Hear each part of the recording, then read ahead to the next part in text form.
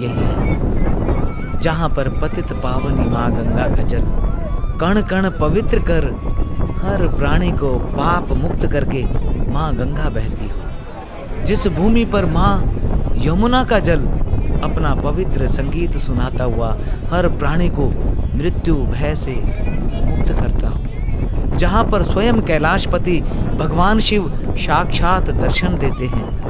और जिस पवित्र भूमि में दुनिया का सर्वश्रेष्ठ धाम श्री बद्री धाम हो, जहाँ पर तीनों लोकों के सृष्टिदाता स्वयं श्री नारायण रहते हैं। जिस देव भूमि का मुकुट स्वयं हिमालय हो, जहाँ पंच प्रयाग पूजे जाते हैं, उस भूमि को स्वर्ग कहते हैं। और इस स्वर्ग का द्वार है हरिद्वार, यानी कि हरि का द्वार, गंगा द्वार, मायापुरी। पुराणों में हरिद्वार को कई नामों से पुकारा गया है। उत्तराखंड के 4 धामों की यह